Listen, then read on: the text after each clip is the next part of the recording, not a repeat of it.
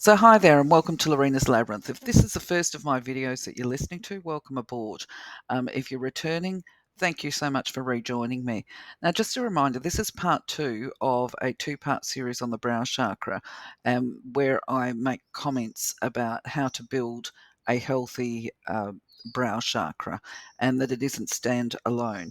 So part 1 focuses on why we should be building the vibration and strength, if you like, of the brow chakra in synchronicity with all the other chakras so that it develops in a healthy way. And there should be no straining or trying to force the brow chakra to open. And part 1 looks at the contraindications that can occur when a person doesn't have the necessary skills to manage their psychic visions. Now, in this video, we're going to look at the beneficial ways that people can use their clairs associated with the brow chakra once they have developed these foundational chakras so that they can sustain the integrity of any messages that they deliver. Now, as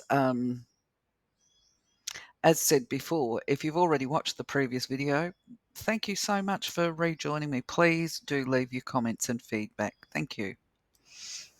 Before we do so, of course, just a reminder that we have a disclaimer on this channel. Everything that you see is based on my own information, my opinion, my beliefs or other, and nothing that I put forward is designed to replace medical, mental health, financial, legal or other professional advice. You would be wise to form your own opinions and do your own research on any of the content that I put up that you find interesting. So naturally, the primary function of the brow chakra is to assist in the process of raising to the conscious awareness the truth of our potential, to show us our pathway, and to help us to understand that we're all a divine manifestation of the Creator. All of us, right? Each of us, regardless of where we're at right now, is growing at a perfect rate for us as individuals, and life is an ongoing process of evolution, learning, and development. For many people who seek the process of raising their vibration, raising their consciousness, they'll never actually develop their brow chakra to the point of seeing spirit or having psychic visions, and that's perfectly fine. However, they may develop really strong intuition, and I would put it as they've got a great BS radar. They can smell it at 20 paces, and that's the aspect of a person whose mouth says one thing while their actions do something else.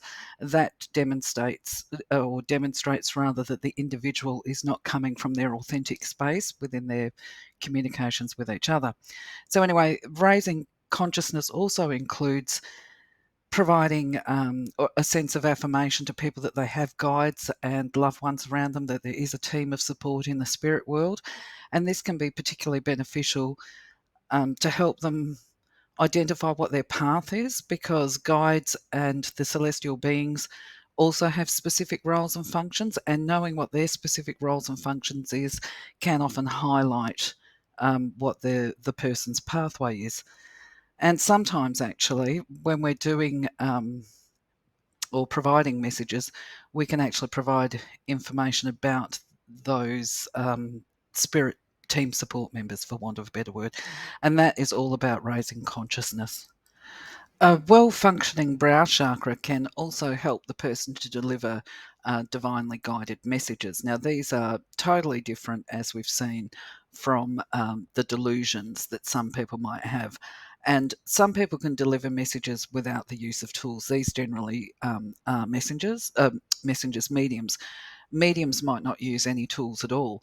Other messengers might rely on cards or crystals or teacups or any number of things that they might draw upon to get their messages. But anyway, the messages generally offer reassurance and hope to people as they walk their path and address the challenges. They might give information on how to navigate the difficulties. Sometimes they're prophetic. They can have predictions to give a certain amount of forewarning as an omen about what a person might be up against in the near future. Other times it could be that the gifts can be used to confirm or validate to the person that the person that they love that's passed over and no longer has a body, that person is still around them. These are wonderfully positive, affirming ways to use your psychic gifts when those psychic gifts are built on a strong foundation of integrity. I'm going to put a little disclaimer in here for myself, an additional one for the purposes of this video.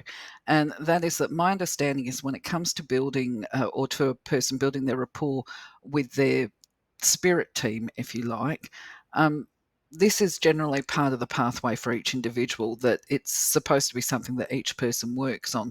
So if you're talking to somebody who classifies themselves as a divine messenger, they might be able to give you some insight. They sometimes can give you some information on what that spirit might look like or the guide might look like. But generally speaking, these are rarer as opposed to more common. And certainly when it comes to the celestial guides, that is even more rare, to be able to see them clearly and outline exactly what that person looks like. So in my experience, when it comes to seeing celestial auras, what I can generally tell is the size of the aura. So I tend to see it from an auric perspective and the colours associated with the celestial presentation, shall we say. Another way that the gifts can be used is as a medical diagnostic. The first person that comes to mind for me here who has got credibility in this regard is actually Dr. Caroline Miss. And she's apparently worked with teams of surgeons in the past when a person has generally been diagnosed, if I recall correctly, with a terminal type condition such as a brain tumour, and where surgeons are concerned about doing any further surgery, right? Anyway, apparently it's been quite successful. So that's another way of doing it. And I just want to make the point here, the difference between medical diagnostic and some of the other ways that people can use gifts is the medical diagnostic, such as Dr. Carolyn Miss. She doesn't rely simply on sending energetic healing to people. This is worked within the physical realm as well. So there is actually a physical medical treatment intervention. And I try to remain open-minded about this, but this is one of the reasons why I say do not disregard your medical treatment guidance, is because I've actually known too many people that have died from conditions that they could recover from, such as breast cancer. If they had an early intervention and treatment, they would be alive today. But I've known too many people now over a long period of time that I feel have had an untimely death because they have refused medical treatment and relied totally on the spiritual. However, if you can merge both, then I think that obviously you rates of success are going to be increased. That's just my thoughts. You can also use your gifts in regard to spiritual and energy healing, and this is the way that I tend to use my gifts the most. Before I do any type of service or session with my clients, I most often, unless it's a psychic reading, and even still sometimes I might do, I will conduct an auric scan of the person's aura, obviously in their chakras, basically the entire body. Now, I tend to do it because I'm more focused on emotional causes and the emotional health and well-being of the person because of those relations. But when I do a scan, I'm going to see areas of the body highlight, and I can turn around and tell a person when I'm doing a service with them. For example, we'll use the right hip, for example. I've seen that you're taking more energy in your right hip, and that suggests to me that you're having a little bit of difficulty moving forward from work obligations, right? Because this is what it means to me. Everybody has their own way of interpreting the symbolism, remember? So for me, I definitely use it to some extent as an energy diagnostic, but not necessarily, I wouldn't classify it as a medical diagnostic. I would classify it more as energy. And from there, I can establish where I need to send healing to. And also, if we're talking about emotions, then I might be able to offer them strategy such as, just some activities that they might need to do to help them work through whatever is holding them back. Within this context as well, I might also get guidance from them. Their guides may present, or as I said before, sometimes their celestial guardians might present and they'll give us a little bit more information at times. Now, I'm very clear about this. It doesn't happen all the time. It happens when it happens. A good forensic psychic is a bit of a rare bird. They're more difficult to find because it's such a specialist area, and it really take some skills and some character strength to be able to do this. But these are the people that will locate missing people or assist the police to solve murders or other types of crime. And it can be very challenging and draining for psychics. And let's not forget that psychics are still people, even if they're forensic psychics. And so some of the things that they can be exposed to can be quite daunting, for want of a better word. I had one person say to me that they actually felt a bit traumatized by something that they'd seen, because really they are simply witnesses to a murder and they have to be able to emotionally detach themselves from what they're seeing, so that they can deliver that pure and untainted message to the police. Now, I can understand why police are reluctant to get involved with psychics, because there's so many people out there that struggle to differentiate between the delusions of their mind and the truth, if that's probably the best word, the truth of a vision that they're seeing. And this is why I say there must be those other chakras must be developed properly to be able to have integrity of these gifts. And one of the other big problems, and I must caution people here that if they're just developing their gifts, for God's sake, do not be approaching the family members of victims of missing people believed to be murdered or whatever because you've had a vision and you think it might be helpful. In my experience of that, it usually leads to a lot of upset and distress for the victims of those family members. And where I have seen it be the most successful is actually when the family member reaches out to a particular psychic. So it might be word of mouth. They get told about somebody that's got these gifts or who's done X and Y, and then they contact the psychic. So this is one of those areas where you've got to have a lot of ethics. You need to have integrity of your gifts, integrity of your motivations for actually trying to do what you do, to make sure that the messages that you deliver are pure, shall we say, pure messages. And you've got to be able to take yourself out of what you see so that you give the untainted message. No biases, just fact. And you can actually see some really good videos on YouTube of how psychics, forensic psychics, work with the police if you're interested. I should have mentioned that forensic psychic work is not my area of expertise. I don't do it. What I do understand is that for many forensic psychics, they draw on the gifts of remote viewing, which is kind of like this. So, in my experience, because I have had it, once again, I don't get it all the time, but when I have had it, it's about validating the connection for the person. And that could be, well, in fact, actually, I'll give an example. One reading I gave to a person, I basically was able to see the area where this person had grown up. Now, because the booking had happened online, I hadn't heard the person's name. It was also Australianised, the name that he was using. But when he turned up, it turned out that he was from Europe, and there was a castle near where he lived. In fact, he used to go to it every weekend, apparently, with his grandmother. So I got to see the castle and have a look at it from a remote perspective. And he confirmed to me that, yes, this was where he went. And that also became a confirmation that his grandmother was around him because she'd passed to the other side. So this is an example of how remote viewing can work. But with forensic psychics, they will often use remote viewing as part of locating either a lost item or a lost body or whatever. I should point out an interesting way. The first time I was exposed to remote viewing was not through me doing it. It was actually through me having a reading from somebody who was in Europe. And we were doing it over the internet. And certainly I didn't have my camera on. It was just a voice conversation. And when I was talking to the person, the way he would validate the readings was he would come out and explain to you what was in your direct environment. So for me, this particular psychic was saying, I can see lines in the sky. And I thought, oh, you're off your face. I thought I've got a crackpot here.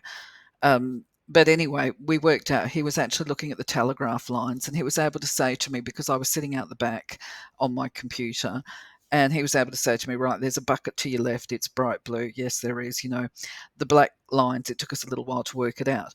But this is why I say remote viewing primarily, I think, is about confirmation, confirming that the connection is there, or confirming an answer to a question that your clients might have. And it's it's a good skill to have, actually. And I just sort of say allow it to develop naturally.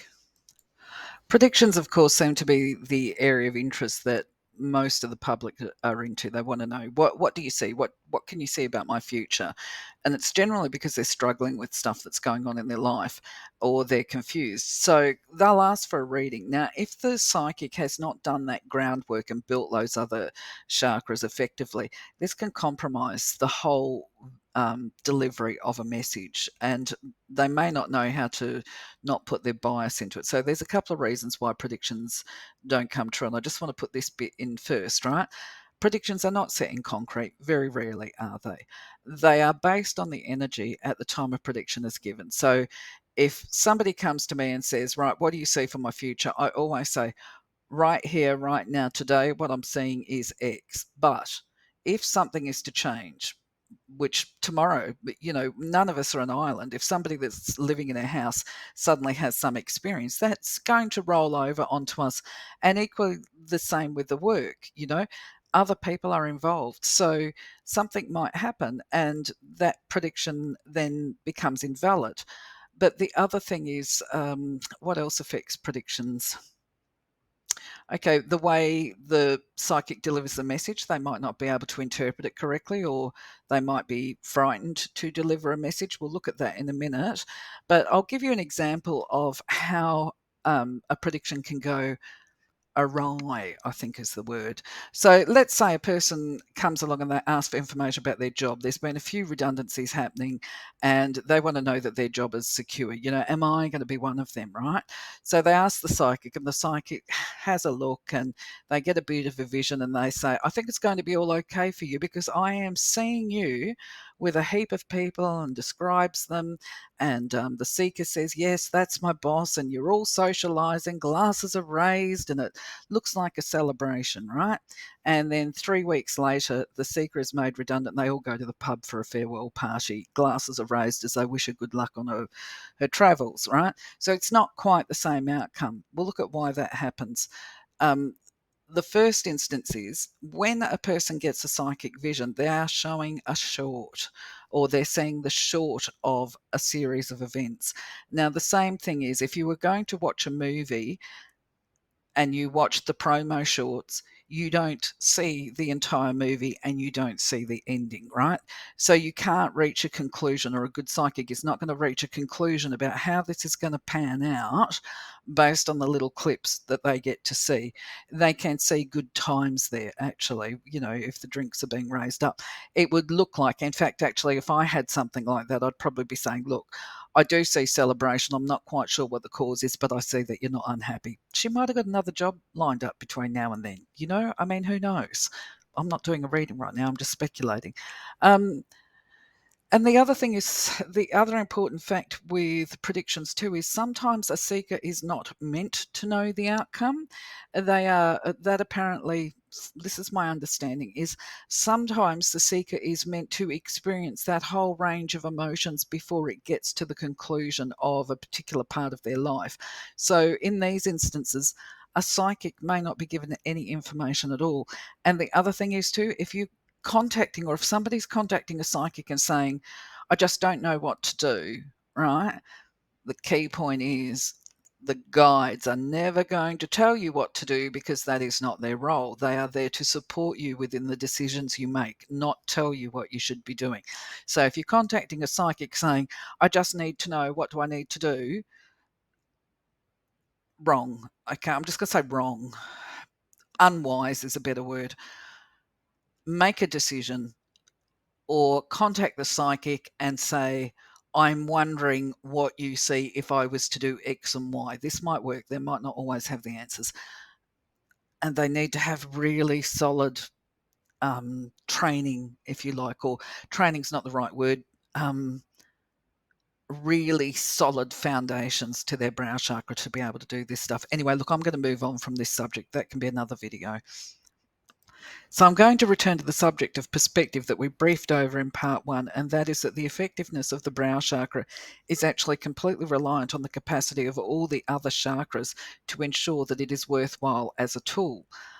You would not try and slice up a roast or chop a pumpkin with a paring knife, because bottom line is, sure, it's a tool and it cuts, but does it cut well? Of course it doesn't, right? The perspective is that which the psychic shows you how open they are to the messages that they receive, how well they can cope with the information that comes through, how well they can express and deliver the messages, and what their personal choices are. It also comes down a lot to their perceptions of what is right, wrong, fair, and unfair.